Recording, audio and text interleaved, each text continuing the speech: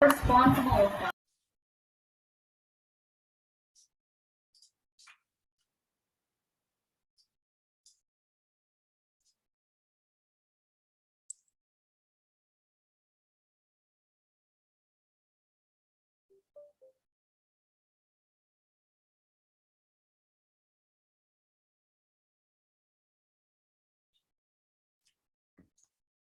All right, I see we're populating with folks entering into the meeting. I'll wait a few minutes to give folks time to get totally logged in, and then we'll get started.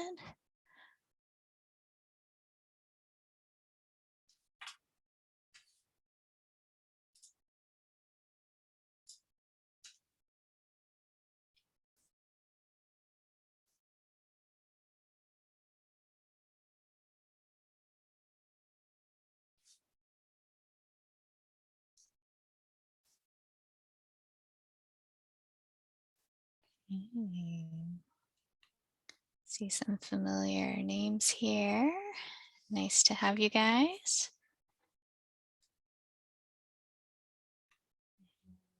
Let's see.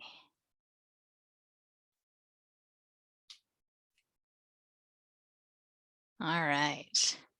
Oh, we're up to about 45 folks so far. So I'm going to go ahead and get started, everyone. Hello and good evening, and really just thank you for joining us this evening for this virtual workshop on building more sustainable and equitable communities.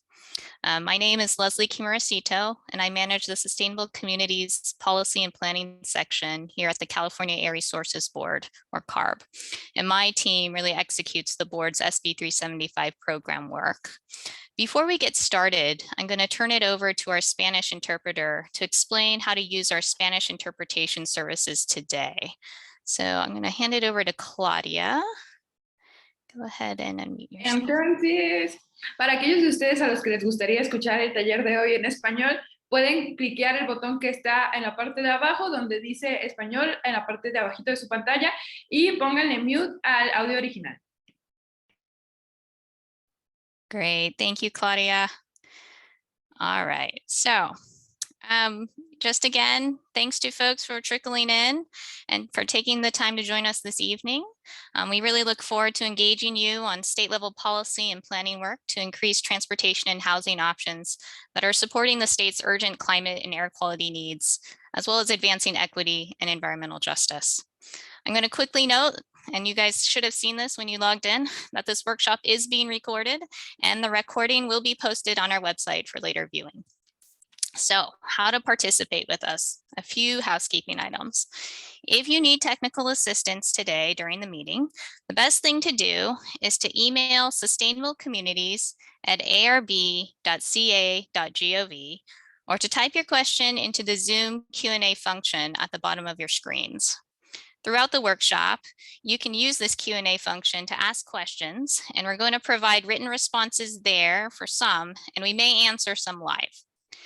The chat feature is turned off for this workshop, so please make sure to use the Q&A feature to submit your questions during the workshop.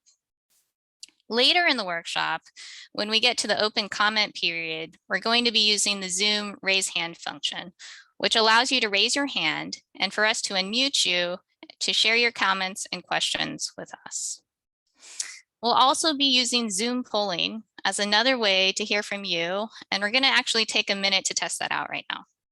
So once we launch the poll, you should see a pop-up screen with the question and options for you to select. Take a few seconds to select, and then we'll display the results for everyone. So now we're just trying to get a sense of who's in the audience today. And so let's see. Take a few seconds, get your entries in. And we're gonna almost close the poll. There you go. And we'll go ahead and share the results out. And it looks like we have a good amount of folks from regional government, state government, as well as a good showing from our nonprofit organizations and others. Good to have you here. Thank you, guys. And next, we're going to go to our poll question number 2. Where are you coming from? Where are you participating from today?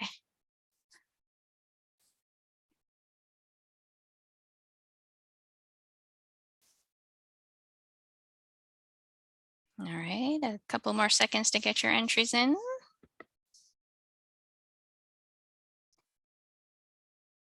All right, let's share the results out.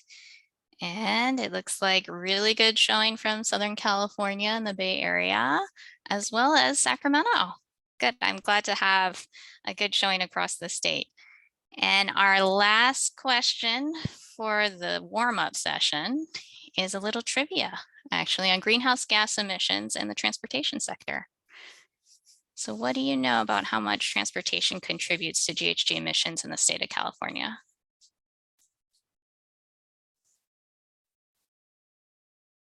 All right, 5 more seconds. Get your answers in.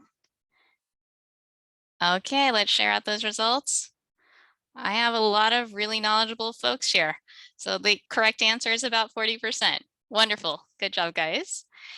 And with that, housekeeping out of the way, I'm going to turn it over to Jennifer Gress, CARB's Chief of Sustainable Transportation Communities Division, to help frame today's discussion. Go ahead, Jen.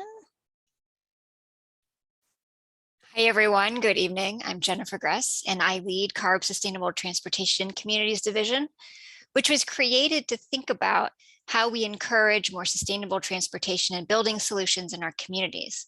And on behalf of CARB and our state partners, I'm pleased to welcome you to this first public workshop aimed at advancing our work to build more sustainable and equitable communities through state-level policy and planning work.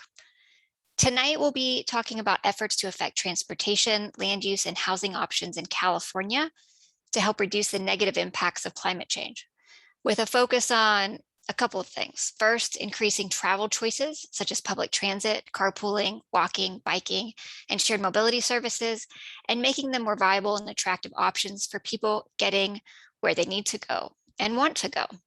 And second, creating affordable housing options in places that enable people to drive shorter distances and reduce overall dependence on auto trips.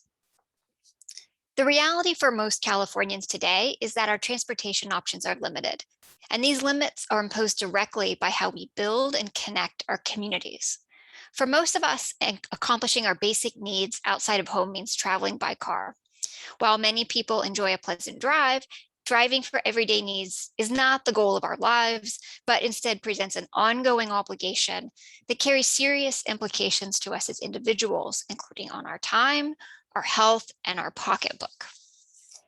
And it creates harms for the climate, the effects of which we see firsthand in California with drought and wildfires, and these impacts will continue to worsen without stronger action. Building more sustainable communities means building communities that are complete and connected, that provide for a range of affordable housing and transportation options that reduce dependence on the automobile and support economic opportunity and community resiliency. These communities do more to protect us from climate harms by helping to lower transportation emissions from vehicle miles traveled, or VMT, which is a key metric and a focus for today's conversations, as well as lower emissions from building construction, energy usage, and we also have more efficient development. Finally, we can prevent the conversion of natural and working lands, protecting our ability to store carbon and maintain resilient ecosystems. They also help us to provide opportunities for affordable housing closer to jobs and daily needs, promote healthy lifestyles where people can incorporate physical activity as a more natural part of their day, and increase access to opportunities such as employment, education, and healthcare. Sustainable communities with low VMT can advance equity and environmental justice outcomes, but only if the work to design and implement them serves to combat longstanding inequities from California's transportation and land use policies and programs. The current makeup of our cities, their patterns of racial and social segregation, investment and underinvestment, and residents' varying rates of income, education, and health is heavily rooted in legacy transportation and land use policies and programs that codified discrimination in decisions about where to place new highways, commuter railways, and transit service, as well as who qualifies to own housing in which communities. Transportation costs are one measure of this context in California today. Certainly not the only measure. Housing cost is another big one, but it is one indicator of access to opportunities. And as shown here, those with the lowest median household incomes in California are the most burdened by transportation costs as a percentage of their income. Looking closer, over 35% of household income is spent on transportation costs by those with the lowest incomes. Changing the way we build our communities presents an opportunity to address this. But if equity is not centered in design and implementation, there is also the potential for these strategies to cause further harm. For example, strategies that increase infill and transit-oriented development have raised concerns about the displacement of existing residents due to increasing land values. CARB and its partners will need to confront these realities head-on when developing solutions. So with this context in mind, the fundamental question before us today concerns, what are the right strategies the state should advance to create more sustainable and equitable communities? And to help address this question today, we will be covering a few topics. First, we will provide a brief overview of California's efforts, mainly under SB 375, to promote sustainable communities more equitably. We'll also share where we stand today and what more is needed with respect to meeting our climate goals. Then we will introduce two initiatives we are undertaking to strengthen that work: the 2022 SB 150 Progress Report and the Sustainable Communities element of the 2022 Scoping Plan Update. These two initiatives are aimed at supporting implementation of SB 375 and identifying additional actions to achieve further reductions. And your input today will help to inform these two efforts.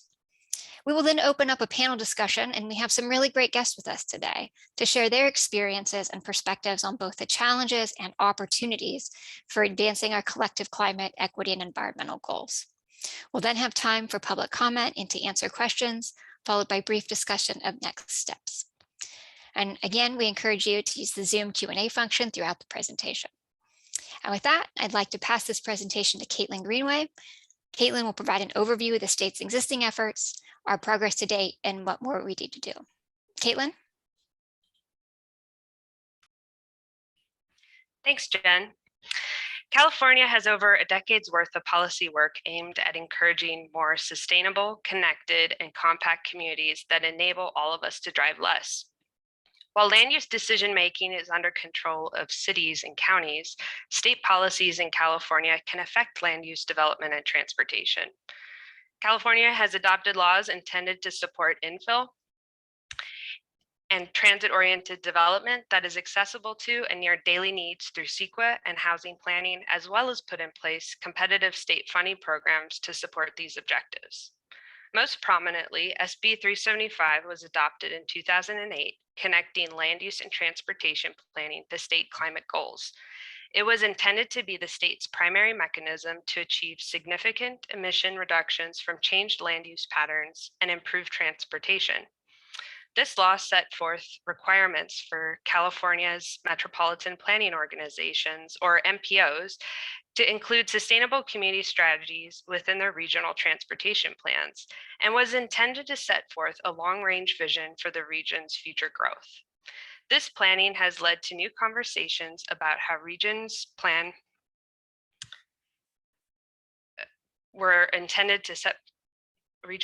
can provide important economic, health, equity, and environmental benefits. And the state set aside incentives such as those from cap and trade to support low carbon transportation choices and sustainable low VMT development. SB 1 provided some new transportation revenue, largely directed to fixing existing infrastructure, and included historic increases in transit spending and active transportation investments. But what progress has been made through these planning and investment efforts, and how has implementation been going? How are we doing compared to our goals? This chart shows emissions per person in California from driving. The dotted line from 2010 through 2019 shows that per capita emissions from driving has grown since 2010. The solid trend line represents CARB's mobile source strategy, assumes need to achieve the state's emission reduction goals. This means that we need to drop our current average of 24 miles per day per person to 19. This does not mean giving up cars, banning cars, or anything of that type. It's an average, so some people may even drive further in 2045 than 2019, depending on their location, profession, commute requirements, and personal preferences. But put briefly, we're not on track and we're moving in the wrong direction, and we need to do something about it. So what are some of the factors that are contributing to this trend? Digging a little deeper into the trends, we'll see in this graph a percentage of people drive alone to work for selected regions. As you see here, 3 out of 4 people drive alone, and this trend is flat or rising in most regions. The Bay Area is unique with a shrinking share of commuters driving alone to work. When we talk about what's going on in a given region, I want to emphasize that many factors influence an individual's travel choices, and they interact with one another in a complex manner that's not always well understood. Taking a look here now at the investments, according to a forthcoming working paper on regional transportation plan sustainable community strategies developed by the University of California Institute of Transportation Studies Network for AB 285, the latest set of regional plans indicates that most MPO plans allocate more funds toward roadways than transit and active transportation, but there's still variation across the state. The regions appear here in order from highest to lowest in their spending share for roads within each region. It is important to note that most regions are allocating more roadway funding toward maintenance and operations and rehab than toward new facilities, and that much of the roadway spending included in regional plans are part of expenditure plans from voter-approved sales tax measures. So looking more closely at capital spending on roads, the yellow bars and the capital spending for new transit capacity, the solid blue bars by the big 4 MPOs, which represent about 82% of the state's population. Overall, we're seeing significant investments in transit compared to roads, but in 3 of the 4 regions, there's still 18 to 25% of the region's planned total funding allocated to new roadway capacity, which we know increases driving. Let's take a look at transit ridership. So as you see here, transit ridership continues to fall.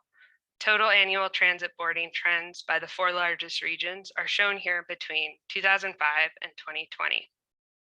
And of course, we know that transit has been particularly hit hard by the pandemic starting in 2020. While spending on active transportation and transit has grown, transit service per person on the left has only barely recovered from the recession, and as of 2014, transit ridership shown on the right is falling, and so is carpooling to work. And housing cost burden remains high across the state.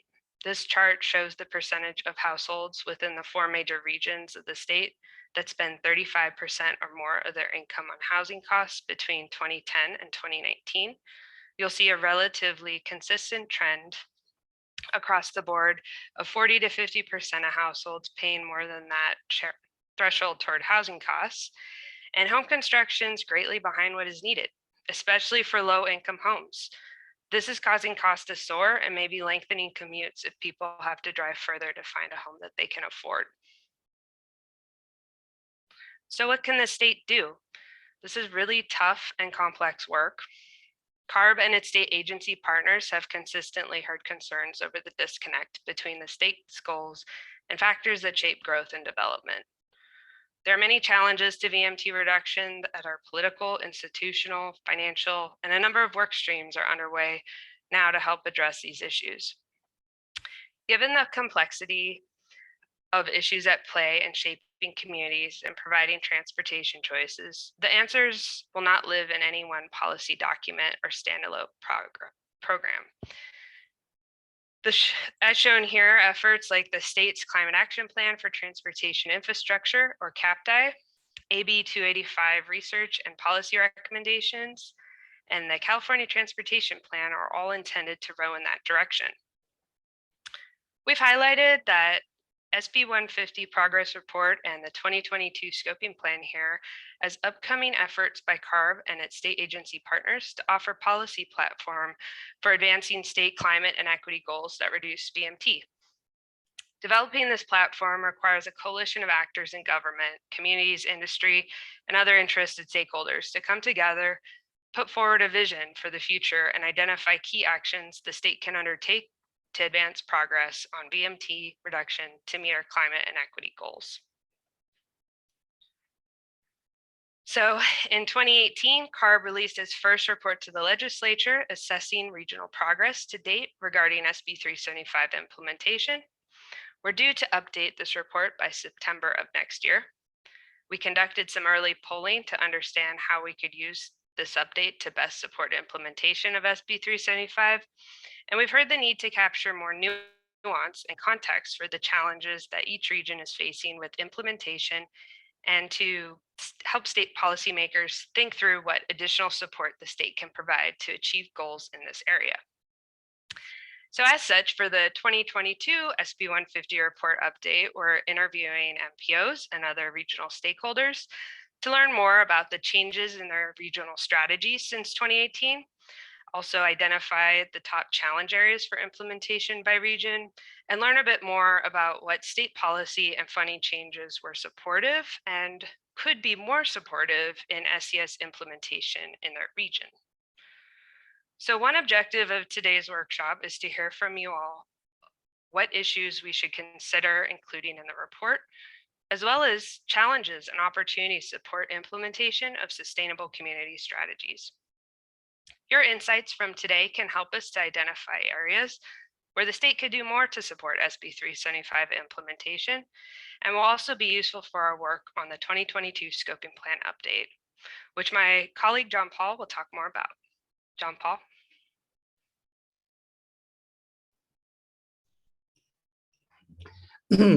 Thanks, Caitlin. For the 2022 scoping plan update, CARB and its partner state agencies are tasked with evaluating pathways to reach carbon neutrality by 2035 and 2045. This work includes building on the SB 150 progress report work, which is really focused on strengthening SB 375. But we also know that we need more than SB 375 to achieve carbon neutrality. For the scoping plan process, we plan to discuss additional state actions that help create more sustainable and equitable communities and reduce VMT in support of carbon neutrality. Now, how do we get there? To be clear, there is no silver bullet to magically improve how Californians travel. Instead, it will require a combination of context-based strategies working together to achieve our goals. Two recent analyses by Caltrans and the University of California show that land use and road pricing strategies have their greatest impact and are essential to delivering the majority of needed reductions to get us to carbon neutrality. At the same time, these studies show that even with significant changes in land use and pricing, connected and automated vehicles will lead to a significant increase in VMT. This means that connected and automated vehicles are an area of risk to carbon neutrality that will demand deliberate action on our part.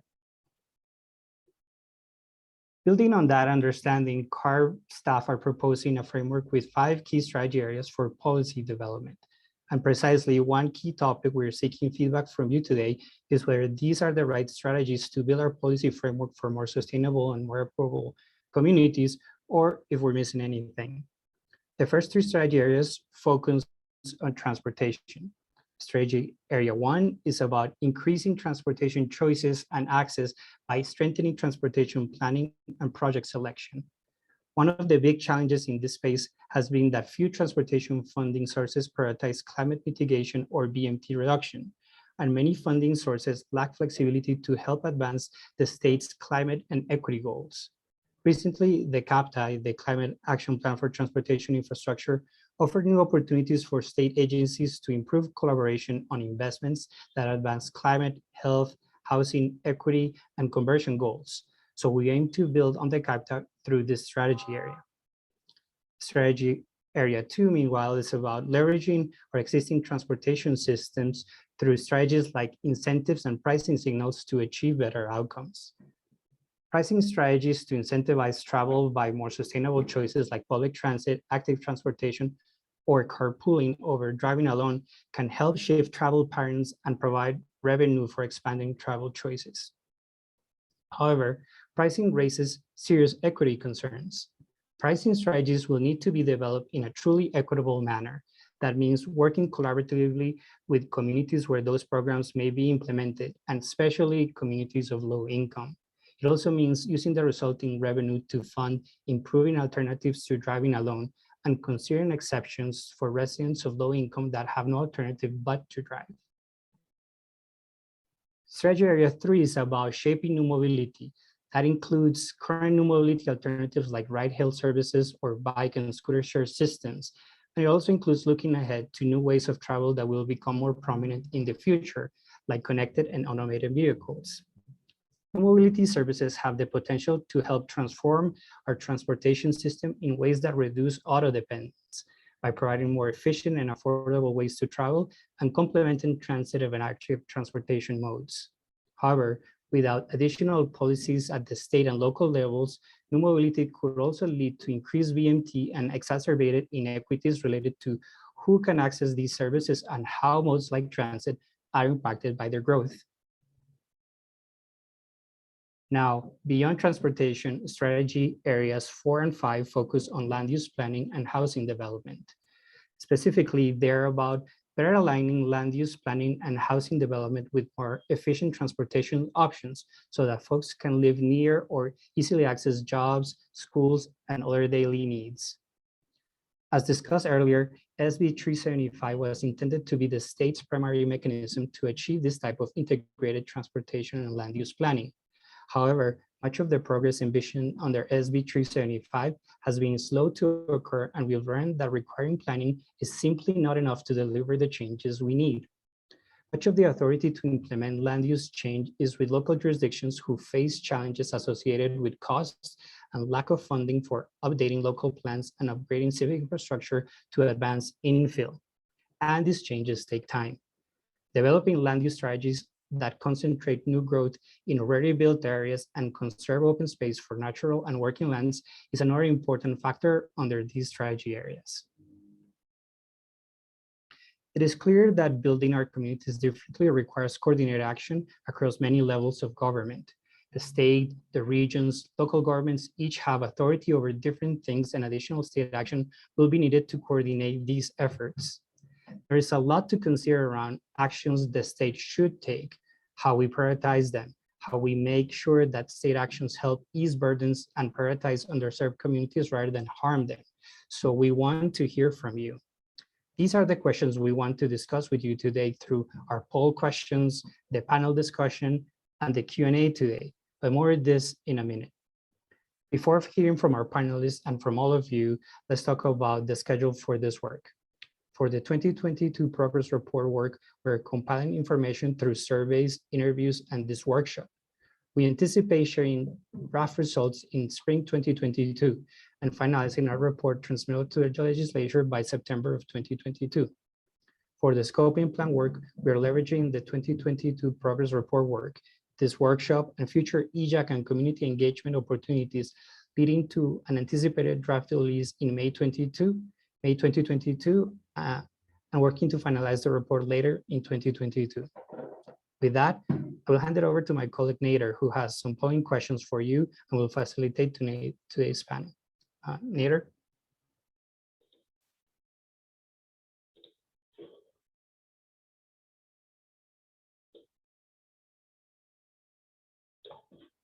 Thanks, John Paul. Before getting into our panel discussion, let's start with a polling question. Please cue poll question number 4. And this one is asking you to help us frame our conversation, which is which one of the following strategies can result in reducing GHG and VMT? And please select all the options that apply.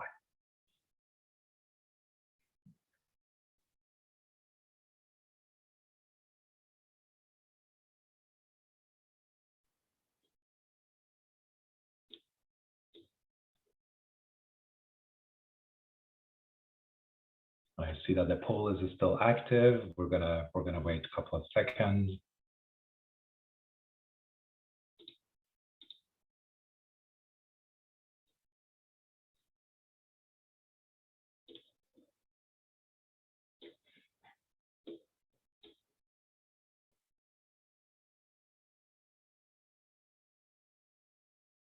Okay, I think we can share the results. As you see on the screen, a lot of you are advocating for accelerating infill development, about 72%. 91% are talking about building more housing near jobs. 83% are talking about investing more in public transit and rideshare systems. And also we do have expanding bikeways and bike share systems, 77%. There are a very few number of you talking about expanding connected highways, and very few number are advocating for building more single family homes. Well, thank you for your participation.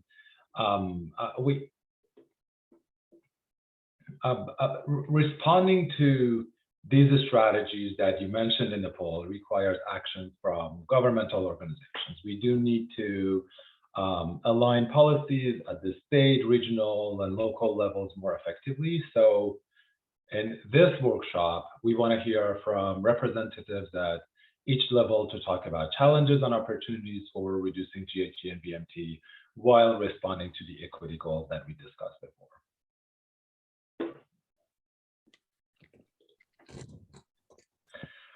We are so fortunate to have with us a fantastic panel representing community interests at the intersection of climate and equity, along with practitioners working on the dynamics of transportation, housing, and land use across state, regional, and local governments.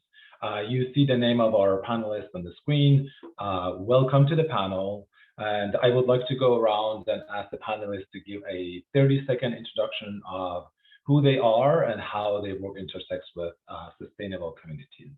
I'm going to start with Gracia, if she can start.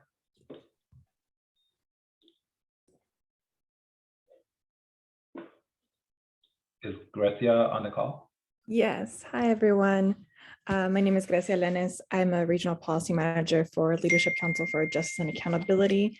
We're a local nonprofit here that works across the central and eastern Coachella Valleys, working very closely with inland communities on just overall creating healthy communities, making sure everyone has access to basic rights that we all deserve just as human beings, housing, water, wastewater services, transportation. And a big issue that we often come across is how do we create, affordable quality housing, in a manner that is inclusive and that's accessible to all folks. So thank you, everyone. And thank you for the opportunity to be on the panel today.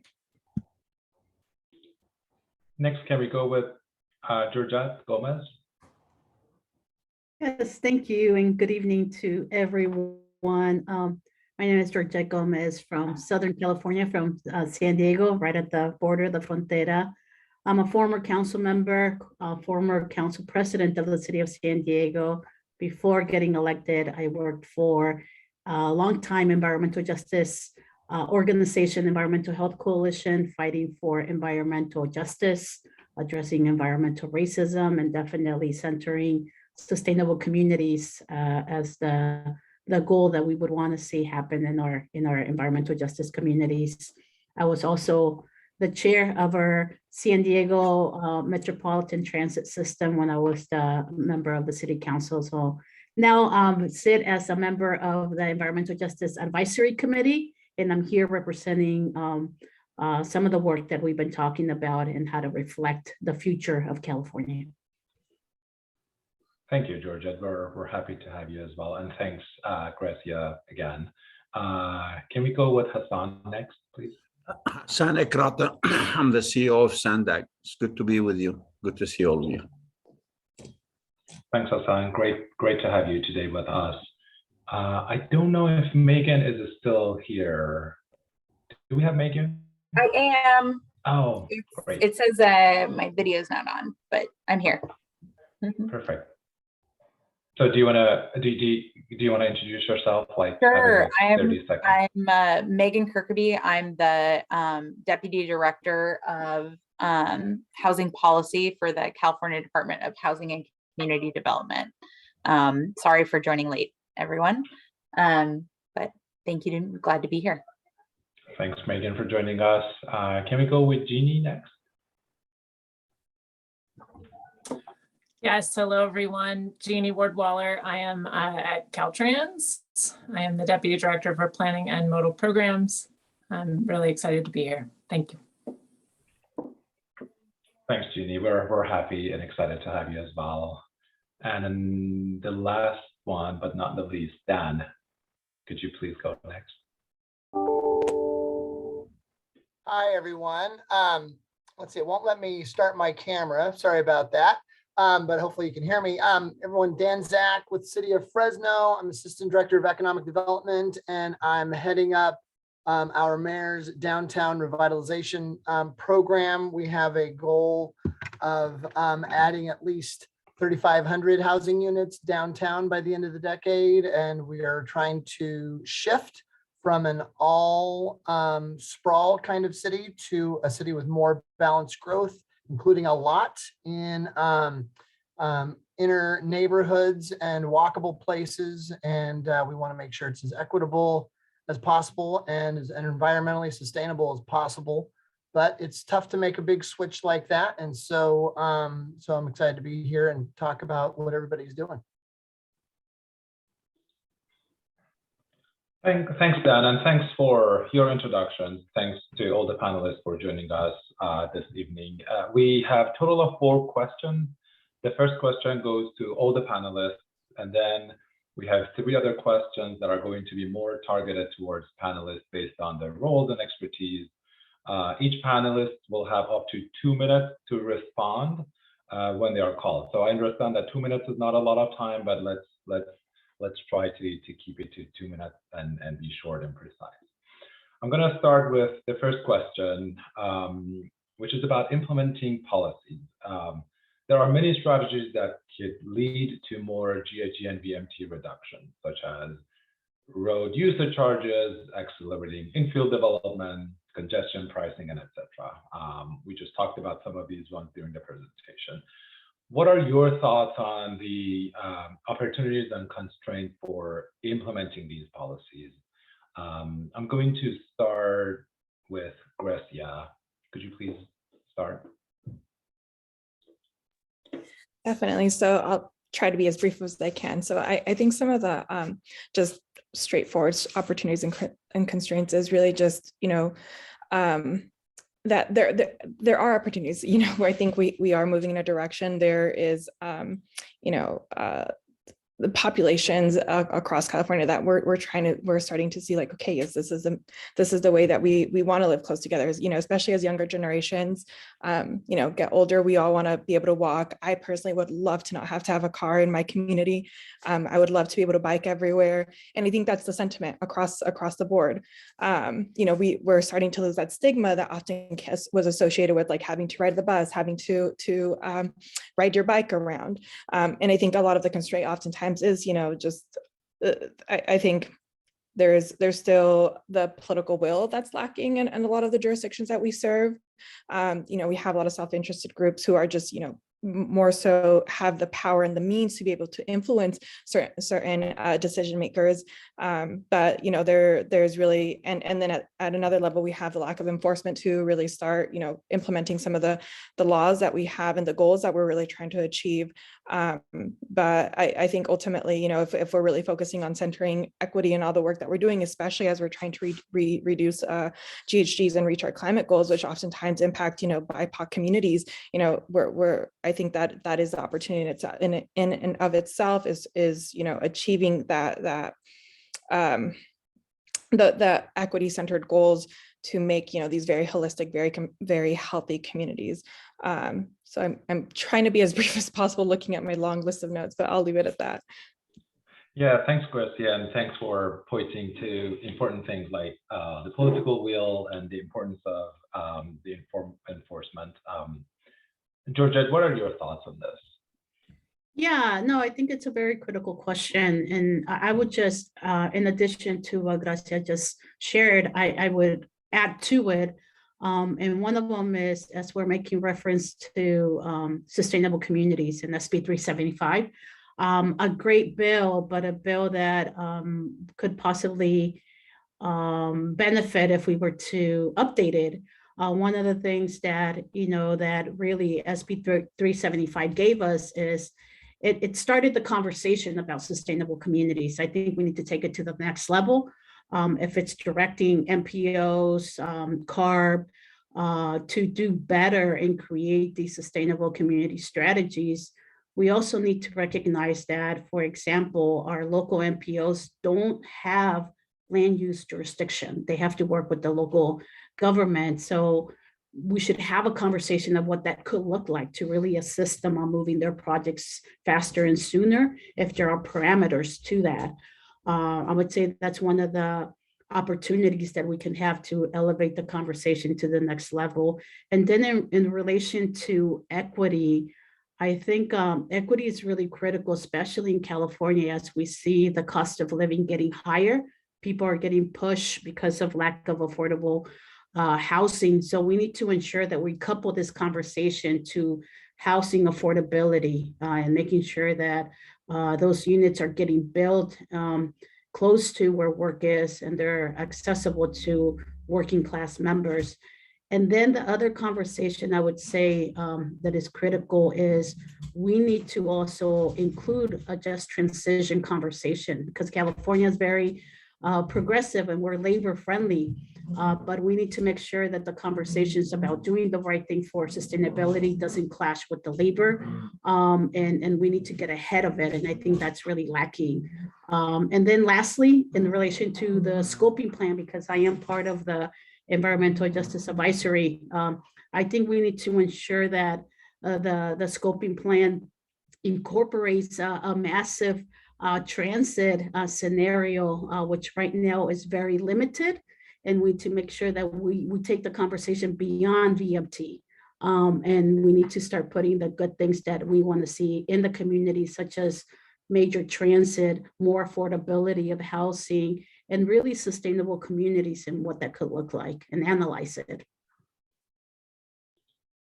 Thanks, Georgette. I'm hearing so many important notes about updating SB 375, the importance of local MPOs and local governments working with regional governments, talking about equity, just transition, and then scoping plan. We're gonna I'm sure that we're going to be talking about all of these pieces as we get into the details of this conversation. Hassan, you have been dealing with a lot of these in San Diego region. What are your thoughts on this? Thank you, Nader. So this question is timely for me. So this Friday, we're going to our board, asking them to adopt a $160 billion plan over 30 years with road user charge at the state level, local level, with pricing, etc. And right now I walk carefully in San Diego. I will do that until Friday. So I would say there is not a single church in the business would disagree that pricing is the most cost-effective strategy if we're serious about greenhouse gas emission and vehicle mile travel reduction. Having said that, I also think that we have to be careful not to penalize the very people that we're trying to give access to opportunities. We have to look at the regressivity of this and figure out a way around it. I will also say one of the biggest challenges, obviously, the politics aside, and it's not an easy thing, but it is hard to come and say, let us do pricing when you don't have choices. And most regions have one choice, and that is to drive. And if you don't take that choice, a trip that takes 20 minutes in the car is going to take you 2 hours in the bus. That's, from an equity standpoint, is sad, but from a practical standpoint, it's really hard to convince people that it's okay, go ahead and struggle and take 2 hours to get to your destination, and price me. So our approach to the vision in San Diego is saying, yes, we're gonna do a road user charge, but we're gonna do it when we provide real choices, comparable choices. So a trip that takes 30 minutes in the car shouldn't take more than 30 minutes for any other modes we provide. And therefore, the pricing become essential. By far, the most cost-effective strategy in reducing greenhouse gas emissions in our regional transportation plan is road pricing coupled with providing real choices. And then the next question is, wait a minute, this is really expensive to provide comparable choices. Yes, it is, no question about it. But as I tell my board every week, that it's more expensive not to do it. It will be expensive in the future. So while the challenges are there, a lot of education need to take place and a lot of willingness, like Giorgio alluded to take and say the other choices cannot be just designed for transit dependent. It has to be designed for choice riders. Our interstate system, freeway system has to have to figure out a way to make sure that people who take other modes can get to their destination and access their opportunities equally.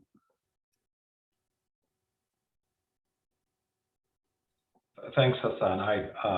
It's interesting that you're very intentional about focusing on pricing, which is such a hot topic within the state, and a lot of people are currently talking about it. So it's good to bring it up. I'm hearing you're talking about the importance of pricing, but also like the challenges of implementing the pricing strategies and getting the buy-in in a way that it's going to be. I see Georgette is smiling there because she's been in the trenches. I mean, look, this is not an easy discussion to have, but I will also, just so you all know, a public policy debate, whether you like it or not, is much needed and should have happened 20, 30 years ago in the state of California. And plans are the most boring thing you could ever work on. I mean, people are actually, it's such a boring exercise, but the fact that we're creating the public policy debate here in San Diego is really an amazing thing, and people will decide eventually how to go. Thanks. Thanks for sharing your thoughts.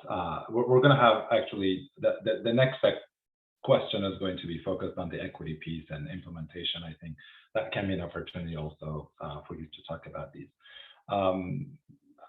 Megan, I understand that HCD has been very active in terms of implementing these policies and just being active in organizing sessions. And what are your thoughts on this? Absolutely. I would say that HCD sees an abundance of opportunities, but I think we're really focused, I mean, as you noted, on the accelerating infill housing piece. For us, that's good climate change policy, but it's also good equity policy. And I mean, just can't echo enough my fellow panelists here, but that's accelerating housing production in existing low VMT areas, of course, but it's also intensifying land use patterns in many areas that are not low VMT today, but have good jobs, have good schools, have services that have been exclusionary to multifamily housing. And when we don't create a range of housing types, we lose out on VMT. We don't have the ridership potential we need. We don't have the densities we need to see VMT reductions. And we're leaving people out of communities on purpose. And so a big part of our work here is accelerating infill production by working on rezoning at the local level, working on community opposition. I've talked quite a bit about our housing accountability unit that is really, here to say, like, we have a bunch of housing laws, they also have to be followed. And I would say, that's the probably stick side of things, but everything we do comes from a place of starting from technical assistance. We've put out over $400 million in planning grants so far that are about accelerating infill housing production, getting housing in the right places, and through a partnership with ARB, Strategic Growth Council. I realize I should speak slower, I apologize. And the Office of Planning and Research will be putting out an additional $600 million in planning grants. Our goal is for everyone to be following the law and doing the right thing to make housing happen in the right places. So, you know, if we can get people started on the right foot, we'd like to do it that way. So that's been our main approach here. Thanks, Megan. I'm hearing you. You're talking about the importance of focusing on infill and its impact on VMT. At some point today, if you have time, it would be great to talk about RENA and modifications and what you're doing in that regard. I mean, we're going to have time to talk about that, but it'd be great. Absolutely. Yeah. You mean my favorite topics? Yeah. Jeannie, Caltrans has been kind of transforming itself in the past several years, and then like kind of shifting the focus, or trying. What are your thoughts on this? Lots of thoughts. I appreciate going later in the panel because I could just echo what everyone's already said. Totally agree with Hassan on pricing. We need pricing. Georgette's comment about more transit. We need more transit. I think my thoughts in summary on this are we need all of the strategies, and we need them now, and we need them urgently if we're going to change, move the needle on VMT, on our climate goals, and on just advancing equity and sustainable communities. We certainly see that in the California Transportation Plan and the modeling that we've done. We need all the strategies. We need infill in the right places. We need to do all the shifting in terms of investments on the transportation side and really completely transform the system. I think one exciting opportunity that's like very high on my radar right now is the new federal infrastructure funding, and making sure that that is really focused on supporting all of these strategies that we're talking about today. So want to make sure everyone's aware of that and is paying attention and, pushing us at the state and, regional and local level to make sure that funding is really invested to support our climate goals and reduce VMT. I think specifically at Caltrans, one thing I just want to highlight is, you're right, we are going through some significant culture change. And really trying to move away from expanding the highway system. So making it easier to drive is not going to help us reduce driving. So that's a key piece. We want to really maximize the use of the existing system. So running more buses, providing transit priority, pricing the system, all of those strategies are going to help us really get a lot bigger benefit to travel, to multimodal travel out of the state highway system. So I think that's one of the key things that we can do, that we can provide a lot of leadership on, working with other transportation agencies, working with folks like Hassan. But certainly equity needs to be at the forefront. Reducing burdens on communities that are impacted from the transportation system and providing bigger benefits is key, needs to be a focus. So I'll stop there. Yeah, thanks, Jeannie. I'm hearing your emphasis on the holistic approach and the urgency of the situation, and I think a lot of other state agencies acknowledge that as well. And thanks for shifting our attention towards the support that the federal government is providing, and that's fascinating as well. And of course, the focus on equity. Moving on to Dan. Dan, you are the only representative, I believe, in the panel from local jurisdictions. It's great to have you to bring in your perspective. So what are your thoughts? Well, the challenge with greenhouse gas and VMT reduction that I see, working in municipal government, it's not that we lack technology. We have all the technology that we need. We don't, need to wait until, car batteries for electric vehicles get even better. It's not a problem of, oh gosh, what would the policies even be? Cities around the world have done congestion pricing and, a lot of great infill development and high-speed rail. And I mean, all the technologies and policies are out there. The question was hit right at the beginning of the panel with Gracia talking about political will. And that is the number one challenge. We have our toolbox ready to go. The toolbox will get even better over time, but we don't even need it to get better. We just need to summon the collaboration, the will, the cooperation to put those tools into effect. And the challenge is, I mean, you're going to have at every turn, and I say this as someone who's successfully put some of these policies into effect and implemented them, and had to fight like hell for every inch of progress.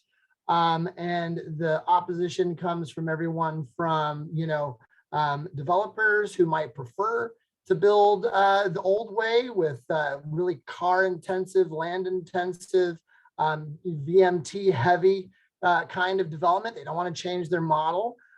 If you can get developers, on board, which sometimes does happen. In the Central Valley, a lot of the developers prefer to stick with the sprawl model, but I spent 11 years in the Bay Area, and there the developers were ready to go with infill. They wanted to be by the Silicon Valley jobs.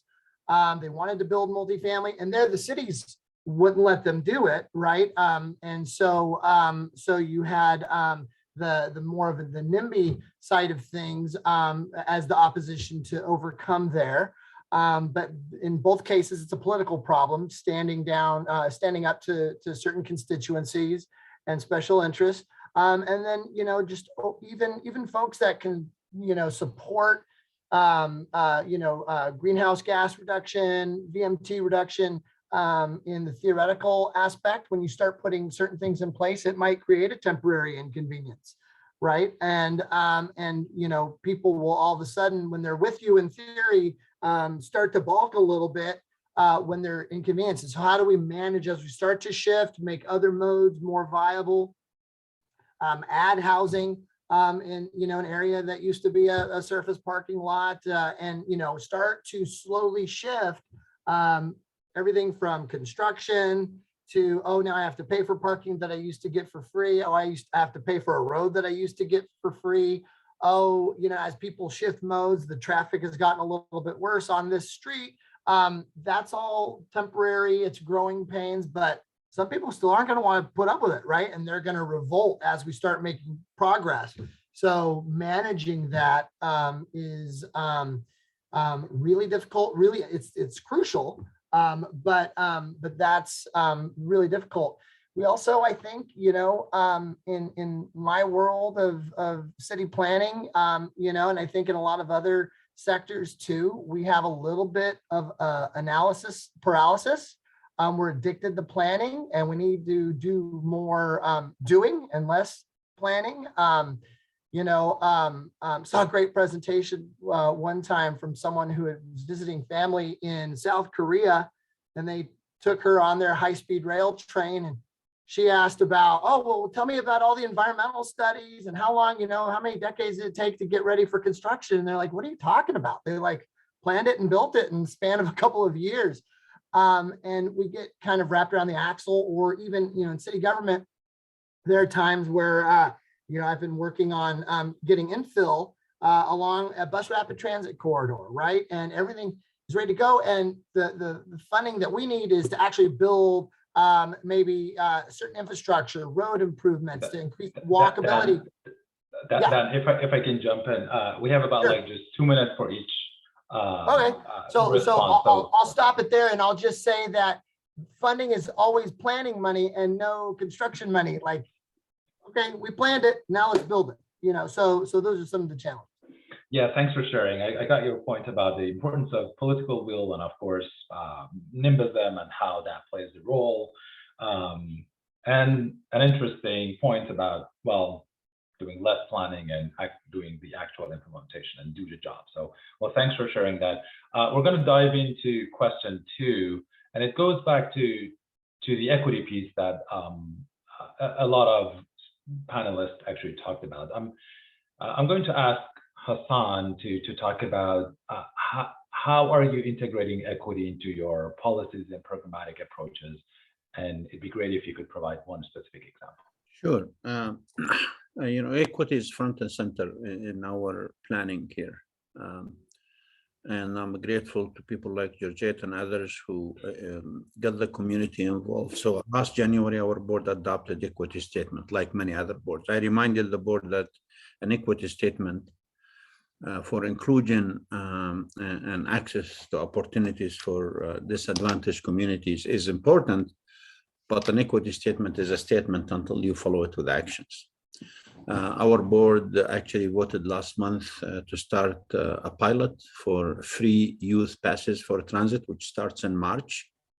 And that's a good start. Our plan has 3 times access to opportunities for undeserved communities. Of course, this pandemic showed us that broadband and access to the internet is very important to the communities. Access to it means access to opportunities. So in San Diego, we actually started a real project where Caltrans, our District 11, and Jeannie knows this, is doing pavement work on a route called 67. Governor's executive order about dig it once. We said, okay, we're digging, we're doing the pavement. Let us put 18 miles of broadband to reach communities that otherwise wouldn't have it. 40% of our kids, while learning remotely, didn't have access to the internet, and those who did couldn't afford it. So equity takes many shapes or forms. It's time to take it seriously. It's time to go beyond checking the box. For a long time, we've been saying, yeah, we understand, let's check the box, we meet Title VI. We're taking this seriously. And right now, I would say, if you look at our regional transportation plan for the region, not only it involved the community in taking the equity statement and start doing things about it, but it is truly about getting rid of the sins of the past. Transportation has many sins of the past that we don't have time to list them here, but to divided communities, it didn't give equal access to opportunities in the region. And we're in a real way trying to say enough is enough. Let us do it. I can tell you that I'm really pleased with what Director Tokes and Jeannie doing at Caltrans. I think this is an issue that cannot wait. And any planning that does not consider social equity and social justice will be missing a great deal and missing a lot of communities. Finally, we're talking about road pricing, and let's remember that you can't do a road charge or parking pricing or any pricing that will end up hurting the very people who had to commute during the pandemic, the first responder and the long term. So regressivity in any pricing we do has to be taken into account. And I think my fellow panelist, Dan, said the technology is there. The technology is there to do magic, a lot of things that we said, what about? And people use, oh my God, if you do these things, you have to violate privacy. You don't have to. So equity is front of center. We're taking it very seriously. We're investing millions of dollars as we speak, and we're going to continue to invest in the future in our plan. Thank you, Hassan.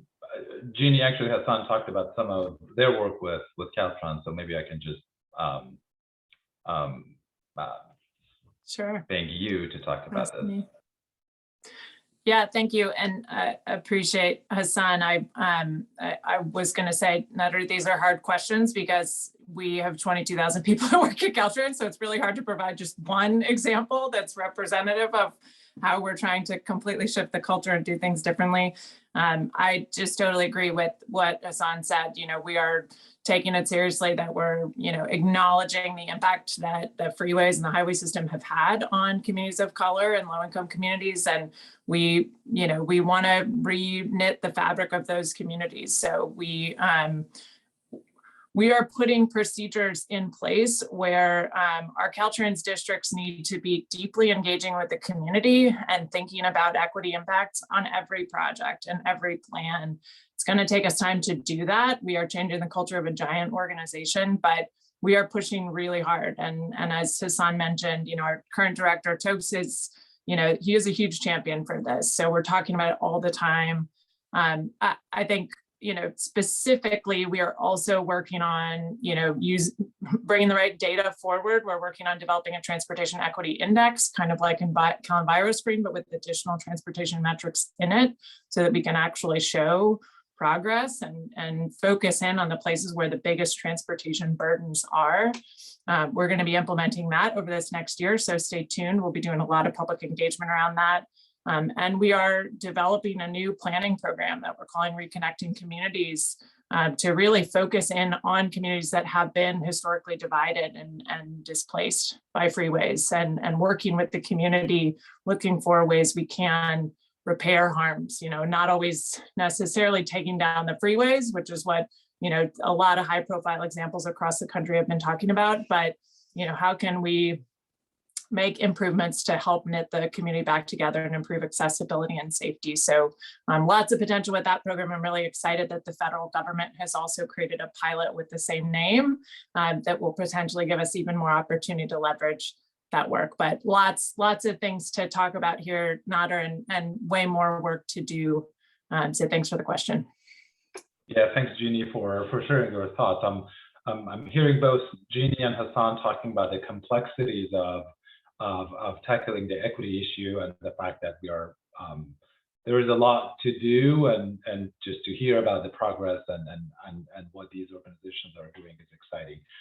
Shifting the gear from the governmental side to non-governmental side, Gracia and Georgette, what are your thoughts on this? I understand that you are representing non-governmental side, so it'd be great to hear from you as well. Gracia, do you want to go next? Yeah, glad to. So I think this is something we struggle with on a regular basis, is how do we essentially hold our governments accountable to the people that they serve, that they're meant to serve, at least. And I cannot ever emphasize this enough. Is like it simply starts with listening to community, with being in community, with working with community, and doing so meaningfully in a way that staff is coming into these communities and working with them from a place of humility and humbleness, and recognizing, hey, even though I have this expensive degree and a privileged enough to have a formal education, I am not the end all be all. I am not the expert here. Let's work together on developing the solutions. And I think that's something, so that there's like equity at several levels that we need to address. So there's like the equity within local governments and state governments, and making sure that we have staff that is reflective of community, staff that can kind of relate with community themselves, staff that has the values and the ideals of how is it that it's very how important it is to engage folks, especially populations that have historically been excluded, have historically been hurt by the systems that be, and then then we go into the whole how is it that we work with folks and make sure that their voices are leading the efforts and the works, because at the end of the day you can put a protected bike lane in a community, but if no one asks for it, it is not going to be used. It is a waste of public investments, and community oftentimes sees that as like, oh, especially in the coastal regions, and we're starting to see this now in the Fresno area, very much so, given how large the city is. Placing these what's considered a white bike lane, it's like, okay, you're gentrifying our neighborhood. That wasn't meant for me. And so we have to address the history here first and foremost, the distrust, because a lot of that distrust is rightfully there for various reasons, that has a lot of trauma in our communities. And if we don't take the time to listen, and not just listen to the solutions, not just come in like, hey, we're here, I'm a new staffer, let's ignore everything that's happened in the past, but no, let's listen to the grievances, let's listen to the trauma, the hurt, the pain that's there, because that is incredibly important to start moving forward and continue this process of like, okay, we're like, it's not just a one time of like, let's get your feedback on this RTP, let's get your feedback on this active transportation plan, that like, no, let's continue this process moving forward and address this system that is meant to exclude you in the first place. So thanks thanks, Gracia, for talking about the importance of listening to communities and the importance of understanding what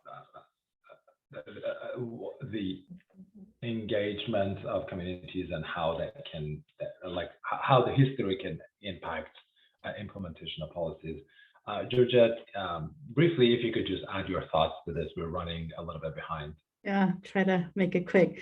I would just add, aside from real engagement and real reflection of the solutions that communities, that residents that are living with these impacts definitely have a lot of solutions. So definitely want to validate that. But we really, I mean, data has shown, at least in Southern California and San Diego, I can say that data has shown that when we have transit offer for free, even for a day, ridership goes up. As you know, ridership goes up with the system that is barely hanging on, right? Because transit has gone very little support, and I think that has to change in terms of the equity in regards to transit versus the resources that have been spent to really accommodate vehicles are tremendously different. So I think we need to shift that conversation and that focus. I am a strong believer that transit needs to be uplifted. We need to improve the efficiency, the frequency, but also, you know, why don't we not have a California free a program that makes all the cities and all their communities transit free? We will know that we will increase transit ridership immediately. And that's a conversation that, you know, I'm glad to hear that Caltrans is creating a Reconnecting Communities program. I think that's huge. But what is the role of these highways to make room for transit and mobility, right? We constantly always have the conversations about making more room for vehicles. Well, let's truly have a real conversation about what can the highway system be to really improve the mobility for major transit system that is either rail or buses. I think there's a lot of room there and a possibility to really re-envision the uplifting of transit in a major way, not only through resources, but also how do we improve it in a more creative way.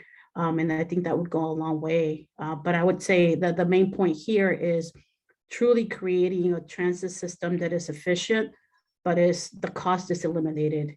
I think that would be very significant. Thanks, Georgette.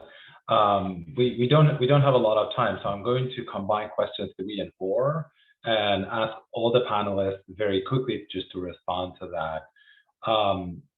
But Georgette, I just want to make sure that you're finishing what your thoughts. Didn't want to interrupt. No, I'm good. I think I completed. Thank you. So what are there is a need for connecting statewide policies and local policies more effectively. What is your top suggestion for better connection our state policies and local policies and programs? Georgette, now that we have you here, do you want to start? Yeah, I'll start with how I started at the beginning. I truly do believe that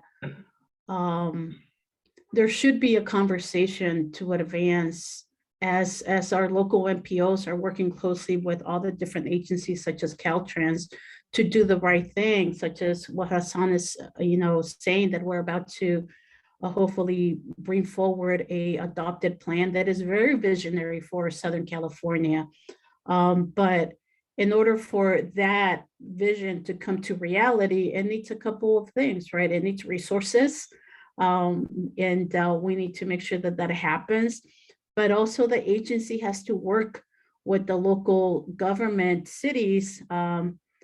So I do believe that there's a lot of benefit in having a conversation about giving possible authority to local NPOs to do the implementation in a faster way, and not have to navigate through all the different cities to really manage the conversation, because that can take the timeline gets extended.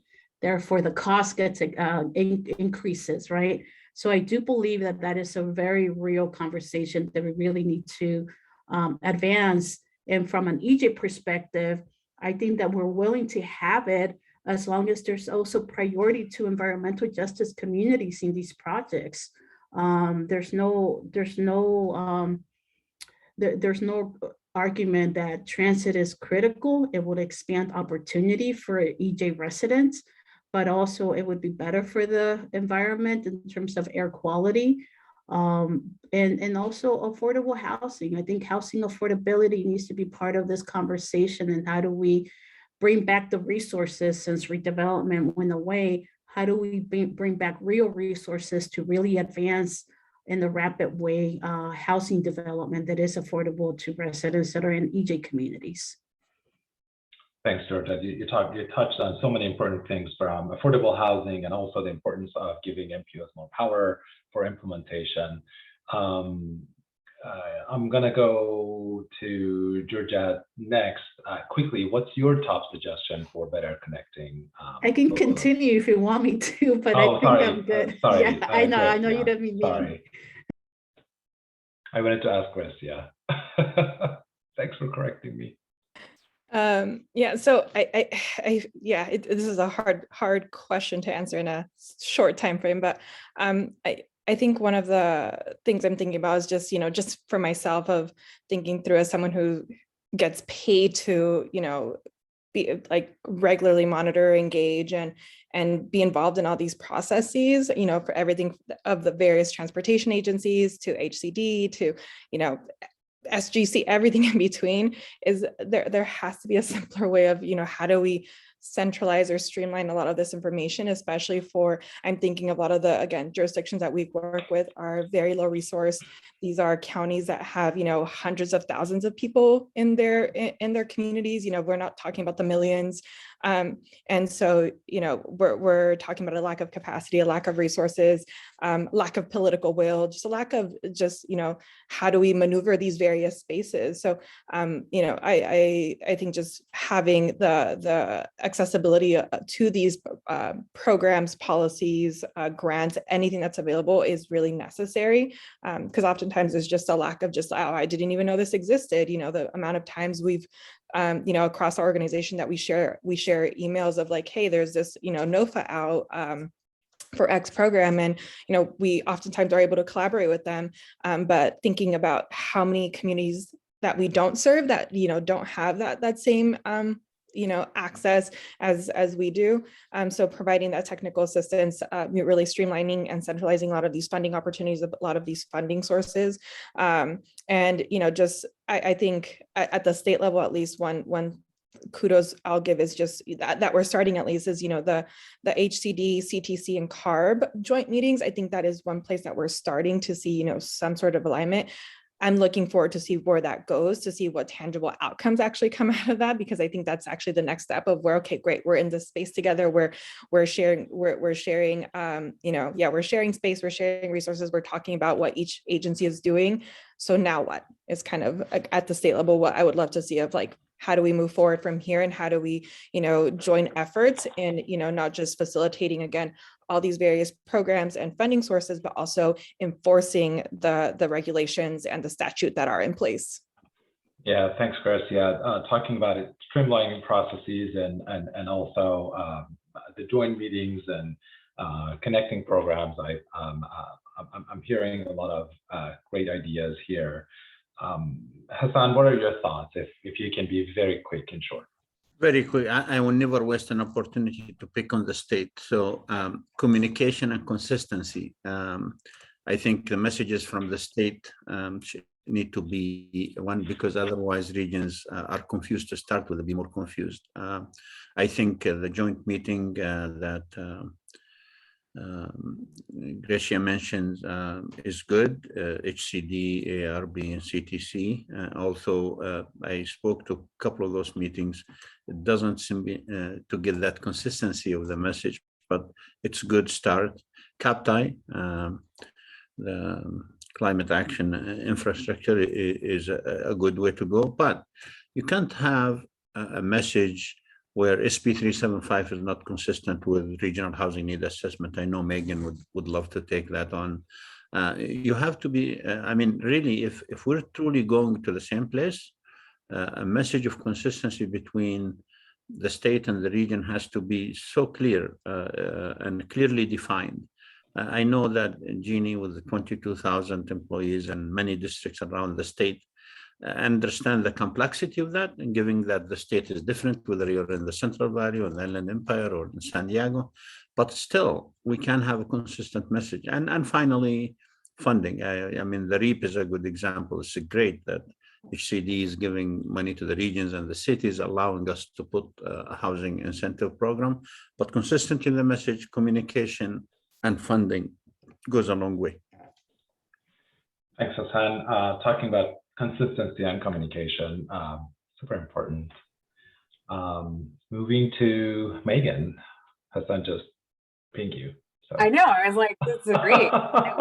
We should do a roadshow, Hassan. Megan, you know I love you, Megan, right? I know. Me too. It's a good stuff. Hassan has the region that has the distinctive honor of going first of the major regions in the regional housing need allocation process each cycle, and it's hard. And I think to his point about consistency, is that puts a lot of pressure on the state HCD to make really pick an approach and stick with it. Once upon a time, the regional housing needs assessment process, which is, just for everyone, is how sort of the housing planning goals are set for the various regions. And then there is an allocation process to make sure that those housing goals are distributed to the local governments. It's a fair housing tool. It's about getting housing in the right places. It's about many things, but once upon a time, each region was done very differently, and there was very little consistency. And I don't think that's a fair way to do our housing planning across the state. So for a while now, we've been very consistent in our approach region to region. But that's a lot of pressure to make sure we get it right at the beginning of the cycle every time. And so, we will engage in a long-term RHNA reform conversation over the next year, thinking about, it's like hard to believe, but getting ready for the next cycle to think about these things. And I will say one of the big themes was what Hassan raised was the consistency with the sustainable community strategies, because the regional housing need assessment takes into account vehicle miles traveled pretty significantly. If you think about it, we have 5 statutory objectives in the regional housing needs assessment.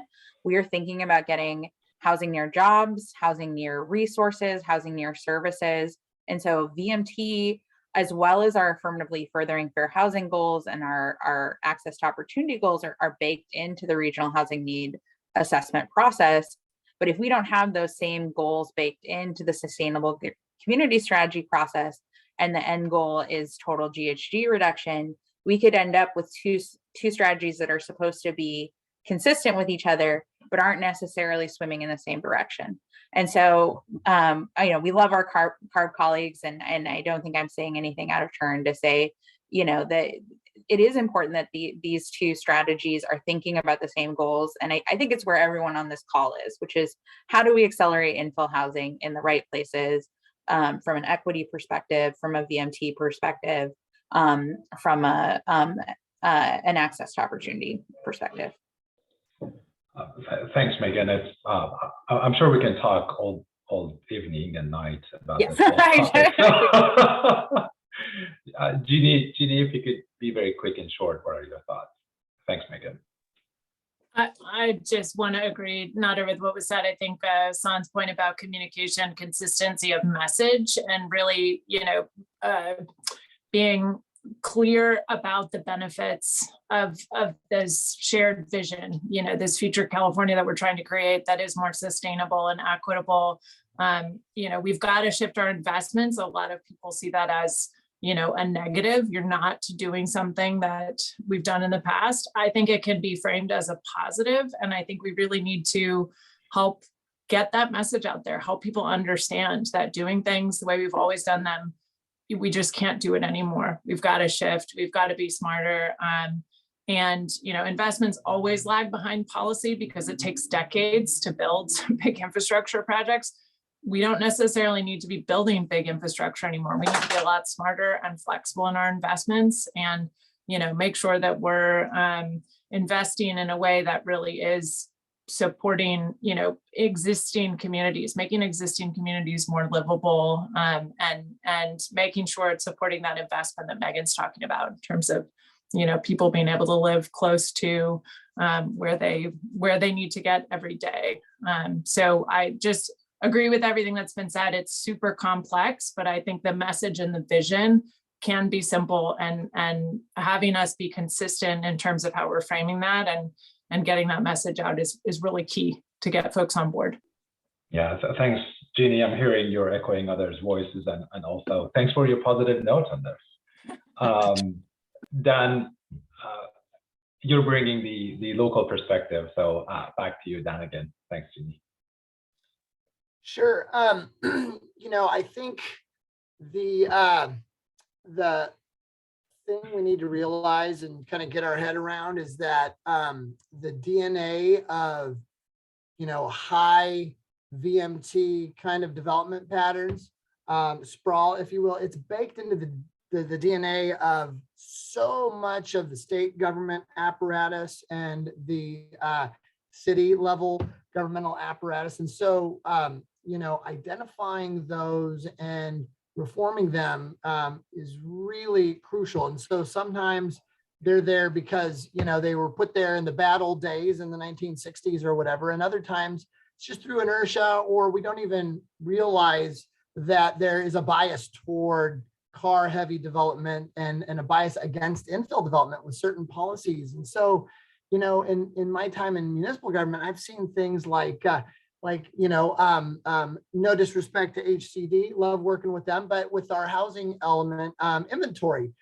we've often, the last cycle we had, just this catalog of great infill sites that we wanted to have in our inventory. And HCD really wanted to see big vacant sites. Those are all in the suburban locations in the high VMT areas on the edge of town. Yes, that quarter-acre lot can get 4 or 5 units on it, right? Maybe more. And let's count that. Yes, that little gas station could be torn down, and that could be housing. And let's support those kind of things in those areas. A lot of Caltrans facilities are the main streets of cities throughout the state. I worked in one and worked on a streetscape project to make it more walkable, more bike friendly. It was really hard to get the list of design exceptions that we needed. And so, a lot of times our friends in the planning side of Caltrans are like, okay, we get it. You hear the new director appointed by the governor, they get it. And then you work with the engineers. Whoa, put on the brakes. It's still 1965 here, guys. And so, making all of that consistent throughout can be really important and tough.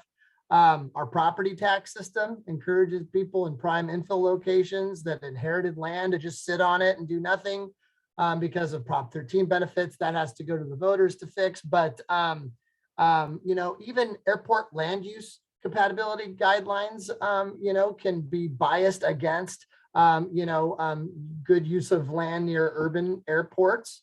And then let's not forget CEQA. That's always the whipping boy, but when CEQA lawsuits can kill, San Francisco bike plans, or, put a 4-year halt on an infill TOD plan that I worked on in Silicon Valley at a Caltrain station. You got to really look at that, even though it's tough.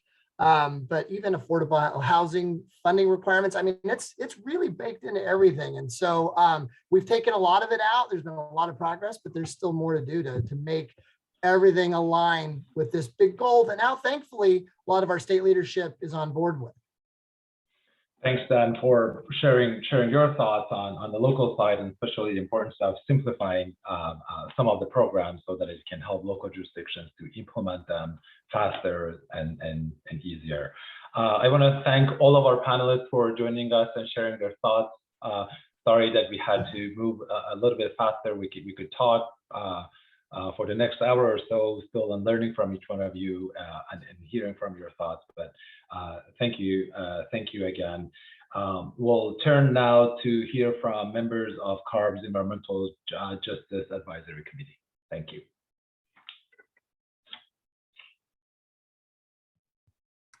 Hi, everyone. My name is Trish Johnson, and I work for CARB's Office of Environmental Justice.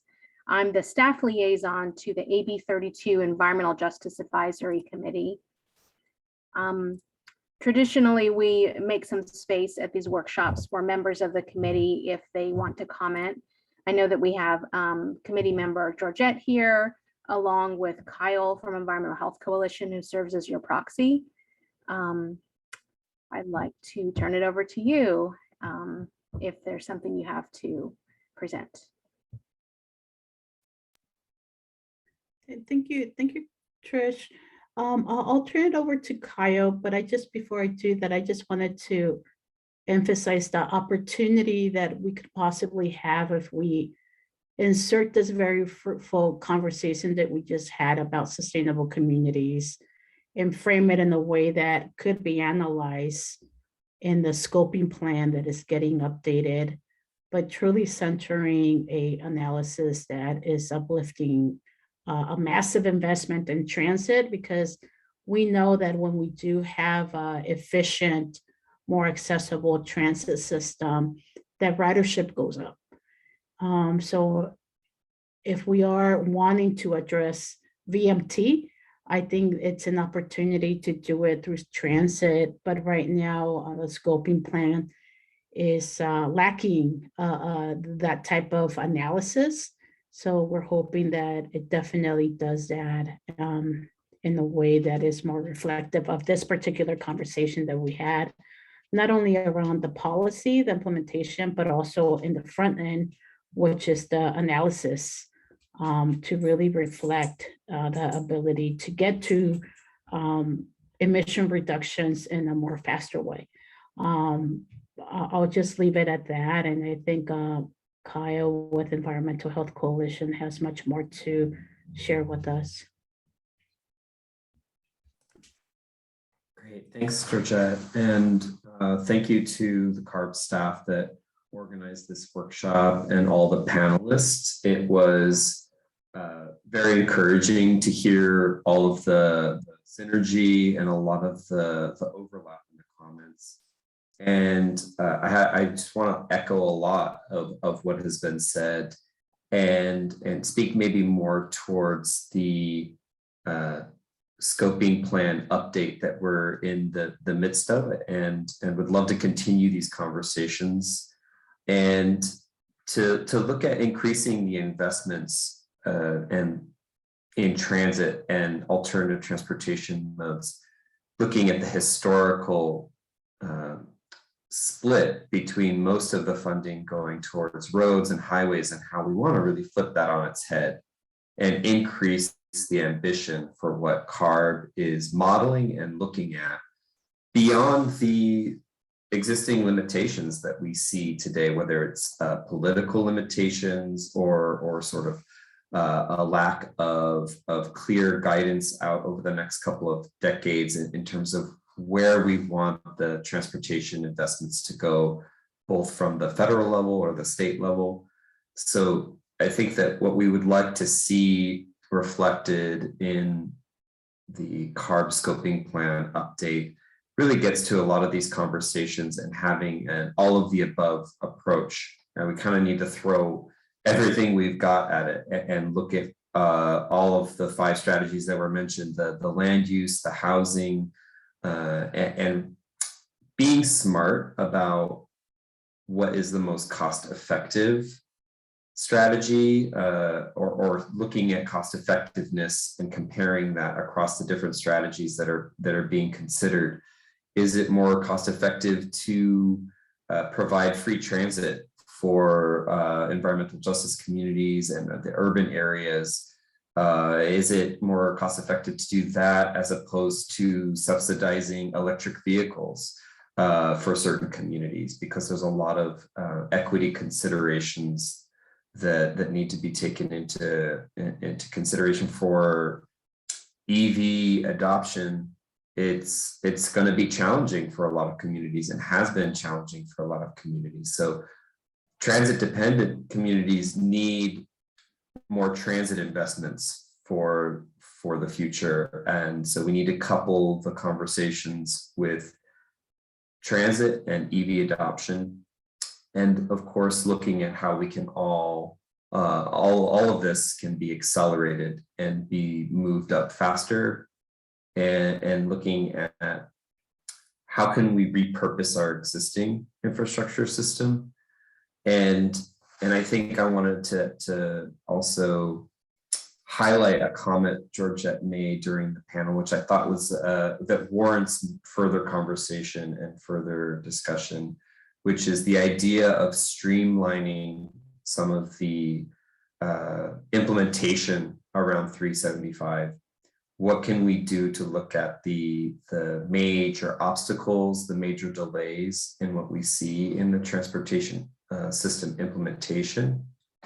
What land use authority could be amended for the MPOs to have the ability to deploy investments in a quicker, more cost-effective way.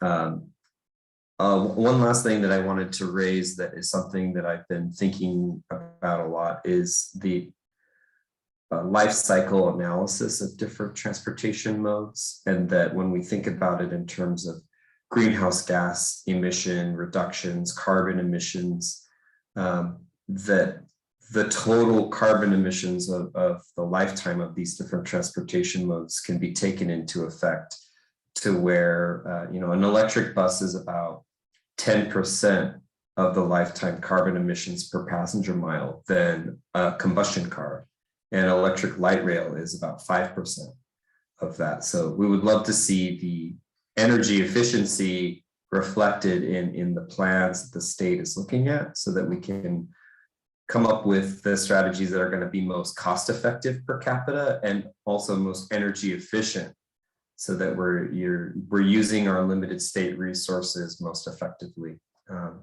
And yeah, I would love to turn it back over to Trish and Georgette. Georgette, do you have anything else to add? Great, thank you very much, Georgette and Kyle. I believe that concludes the comments from the Environmental Justice Advisory Committee. So John, you can go ahead. Okay, thank you, Trish. And thank you so much to our EJAC members. We are now beginning the open public comment and discussion section of the workshop. I am John Butler with CARB, and I will be helping to facilitate this part of the workshop. To ask a question or make a comment during this meeting, use the raise hand function on your computer or other device in Zoom. If you are calling into the meeting by phone, use #2 to raise your hand, or you can also place your question or comment into the Zoom Q&A function. We will now go to Lana Wong from CARB, who will discuss some of the written comments and questions we have already received in Zoom's Q&A function. Lana? Thanks for that, John. We have a number of comments in the Q&A chat, so I'm going to start off with reading them and directing them to staff to answer. So the first one is from Muriel Strand. She says, lately I've been noticing that something is missing from these conversations about zero carbon and sustainability. It's jobs. Okay, so some jobs for PV installation, but then what? How about jobs for manufacturing human-powered appliances like bicycles or clothes washers or urban agriculture? And Leslie, I believe you're going to answer this question. Yeah, hi, thanks, Muriel. I appreciate that question. And I think it was nicely laid out by Georgette and some others on the panel are talking about a lot more of this workforce development piece, more about some of the issues to do with just transition. And I know actually last year, our Governor's Office of Planning and Research just put together a report on this workforce development piece that I think we should probably share with you. I would say, you know, in that piece, it focused a lot more on the jobs associated having to do with like transit growth with sustainable transportation, as well as things like infill and construction. So that I think was covered, but I think your comment more so on manufacturing having to do with some of these other modes is not as much in there. So I think if you have any detail or data on that, we'd really like to see that. But thank you. I think that is a really important piece of this. And we have heard more and more that we need to connect a lot more of the workforce development into this conversation. So I appreciate that. Thanks for that, Leslie. We received several comments from Mike Bullock. I'm going to kind of combine some of them together. So one of them is about more people would use transit, bike, walk, or carpool if free parking was replaced. He also mentions the need for road pricing. Leslie, would you like to talk more about pricing? Yeah, I mean, I don't know if I could say much more than I think what our wonderful panelists said. And in our presentation, we did highlight, and much of the research shows pricing is one of the key strategies, to getting to GHG VMT reduction, and it has to be approached really carefully, right? But we do know that at least a number of the major plans out there across California having to do with sustainable community strategy, the program that we're in, are identifying that this is definitely needed if we're going to get to our targets for climate. So I appreciate that comment. And I think the other piece that specifically going into the parking pricing realm, I think we've heard this a lot more from a number of localities and have also seen this in those regional plans as a strategy that regions are looking to pursue, but it is so politically difficult that I think, yes, it is needed. We're looking to engage folks in conversations about how it is we move forward with these tools that have been identified as needed to get to our targets. Thanks, Mike. I appreciate you pulling that in. A couple more from Mike that I'm going to combine together. He talks about that we are in a code red climate emergency, and also mentions the need for plans that show a set of enforceable measures. Would you like to talk more about that? Yeah, so I agree. I think Jeannie said it best. We need to do something different and we need to do it now. I think my own experience in this program, especially with the reporting that we've been doing under our SB 150 report that Caitlin mentioned in the presentation, is that, yeah, we're not on track and we're actually going in the wrong direction. We're going to be meeting the targets and achieving the reductions that we expected to get in this particular area. So we need to be doing something differently. And I think really the idea about enforceable measures is something that, is always very attractive from our agency moving forward, and from my own experience in 375, which I would describe more so as a program that is very incentive based. I hear you, we haven't seen as much progress as we had like to see made in this area, and a lot of feedback we get is like, well, what can we do to make folks more accountable to this? I will say, the authority is not there within 375 as we understand it, but I mean, that's what we're having the conversation about. What is it that we can do to help either incentivize or make some things more enforceable moving forward? So happy to hear a lot more feedback on what we can do to see these things get down on the ground, because as you've heard from our panel, these things are all so politically challenging, and the incentives that are out there so far aren't getting us far enough. And thanks for that, Leslie. Greg Connor also sent a comment, and it says, I see VMT reduction as low-hanging fruit with respect to GHG reduction. We've seen how working from home during the COVID pandemic dramatically lowered VMT in a short period of time. With the right incentives and disincentives, VMT could be lowered now. This could buy precious time until other GHG reduction strategies and technologies are widely available. As others have pointed out, we are in a code red climate emergency. What is CARB doing now to effectively and permanently lower VMT? Yeah, I think very similar along the lines to my response to Mike Bullock, but I would maybe have some response on the low hanging fruit. VMT is not as easy as one might think. I think, as evidenced by a lot of the discussion that we've had by the panel, I think what we're trying to get at here in the workshop and with everyone is like, what is it that we can do to really overcome a number of the obstacles that we've encountered, not even over the last decade with 375, but even longer than that, very, very ingrained systematic things that are, built into the way we do business, built into the way that we design communities. And I'd say, the time is now to really discuss how we start, tackling those really, really tough strategies and obstacles. So yeah, I hear you, Greg. Great, thanks for that. We have another comment from Brenda Caruso. She said, just last week, I attended the Equity and Adapting Transportation Infrastructure and Climate Change, where it was briefly discussed that high density communities experience higher levels of heat exposure and climate impacts. Where do we begin the discussion that infill and more dense housing could have negative impacts on communities? EMT reduction is a goal, but is infill development the solution? Caitlin, I believe you're going to answer this question. Yes, thanks, Anna. And thanks so much, Brenda, for the question. What we're trying to get at here is that this is really complex work, and it's going to take a combination of strategies to get there, not just one solution. So infill development is definitely a piece of the solution.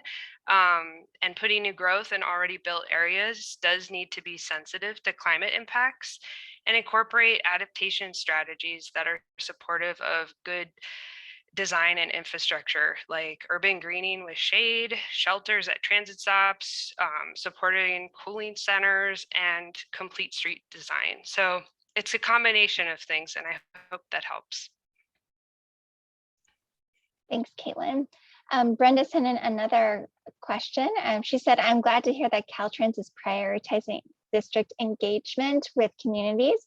I don't think that is done enough. This requires more support from our districts, funding, and staffing. But how do we connect and bring those discussions to headquarters as well? Leslie, can you answer this question?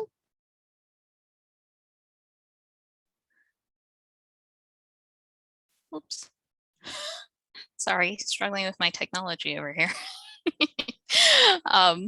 But yes, I think that it's a good point, Brenda. What we're really trying to do, and I would pass on this conversation to our partners over at Caltrans, but I would share that we as CARB actually have been in conversations with Caltrans headquarters staff, and I think that we've been discussing this actually very long. There is a realization that there is more need for resources here. And part of the discussion has been, well, how do we more collectively share our state resources in helping to tackle these things? And there are a couple of ideas there. So if you're not already in contact with folks at headquarters on this, I can definitely follow up with you and let you know who the folks we are talking about or talking to about this are, and we can follow up offline on that one.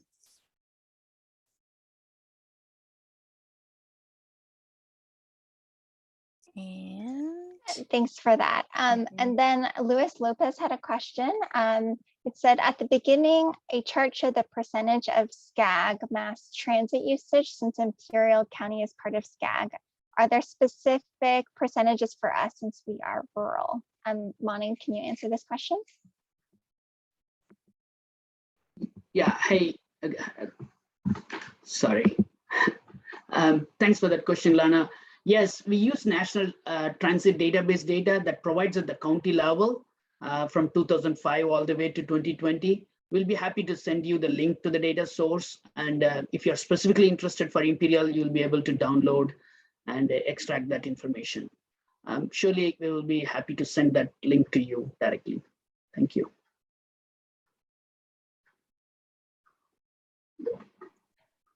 Great. I think we're going to go to John to answer some of the questions with raised hand.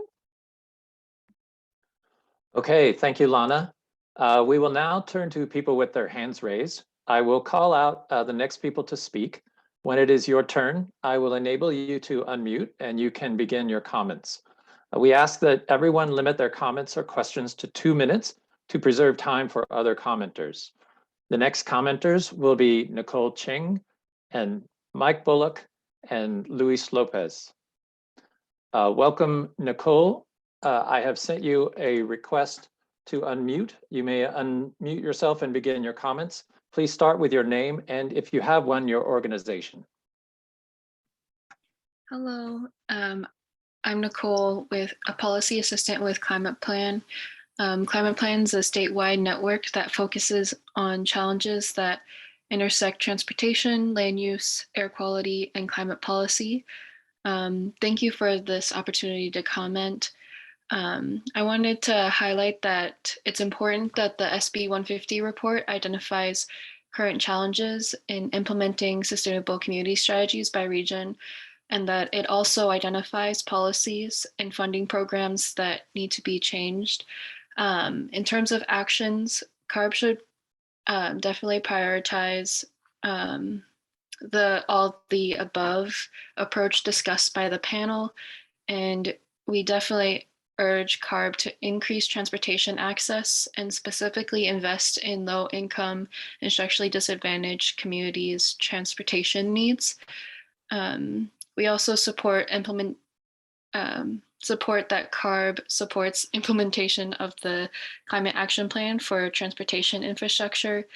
And one of the actions staff listed in the mobile source strategy was that CARB could lead a collaborative process to develop a framework that prioritizes projects that best advance climate and equity goals. So thank you for this opportunity to comment. And we look forward to working with you all on this more. Yeah, thank you for your comment, Nicole. The next commenter will be Mike Bullock. Welcome, Mike. I have sent you a request to unmute. Please unmute yourself and begin your comments. Please start with your name, and if you have one, your organization.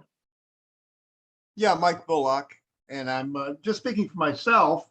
I'm a retired satellite systems engineer, and my interest in systems engineering has been directed towards our climate crisis. It is a systems engineering problem, and in particular, cars. So I have some requests. One is to stop promoting, this is going to sound terrible, the big lie. And you're promoting it simply by being silent. You know, it's by omission. And the lie is that humanity is not facing extinction. And we know people will use this statement. They'll say climate change is an existential threat. Well, that's also terribly misleading. It's an existential near certainty. And so you also need to explain what the target is. And I'm not talking about state mandates. I'm talking about what the climate scientists say, because this is a problem in the physical world, not the world of legislation or so on and so forth. And the target, the first occurring target, is the most important one because it is a requirement. We're going to destabilize the climate if we don't meet the very first requirement, and that is in 2030, and that is 80% below our 1990 level. That was the old S305 out in 2050. Well, guess what? It's 20 years sooner because things have not gone well. The other thing is that all the work needs to conform to a plan showing exactly how cars could meet that first occurring climate stabilizing requirement. Once that plan is in place, then it will be clear who does what to accomplish that plan. And it has to be a set of enforceable measures, such as, and you know, you laughed about enforceable measures. It's not a joke. For instance, corporate average fuel efficiency, the corporations have to comply with that.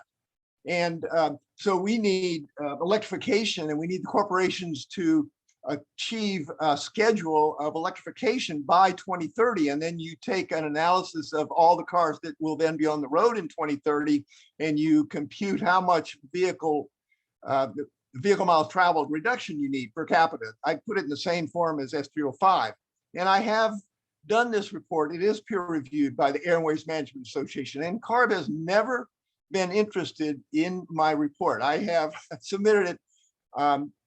You know, the first version was in 2014, and as you can imagine, I had to update that to 2020, and you know, we didn't achieve the schedule that I had envisioned in 2014. We have no laws about it. I mean, Ford can produce, I guess, 100% internal combustion engine cars and and not violate the law if they get enough mileage, to meet the CAFE standard.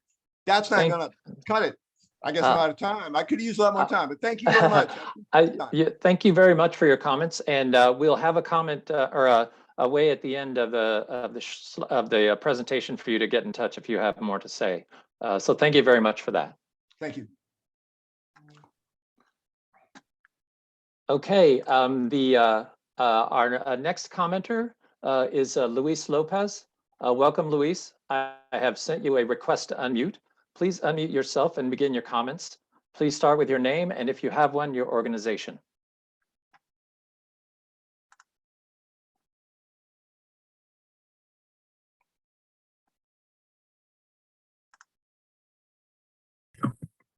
Hello, do you guys hear me? Yes. Hi, yes, my name is Luis Lopez and I'm from the nonprofit organization, Comité Cívico del Valle, located here in Imperial County. As you all may or may not know, Imperial County is the poorest county in California and has some of the highest unemployment rates in the country, not just in California. So hearing about this, this being an equitable process, it just, gives me hope, to be honest, because our community is just underserved. And if this is going to be the process at which we work, then, I would hope that Imperial County is not overlooked, as it always has been historically. And another thing to add on to that, the air pollution here in Imperial County is higher than other counties in California due to the agricultural practices, and of course, even the Salton Sea. And I do believe that Imperial County will benefit greatly from the reduction of VMT, as I'm sure other counties in California will, but I believe Imperial County even more, because again, to reiterate, the air pollution is not great here due to the Salton Sea.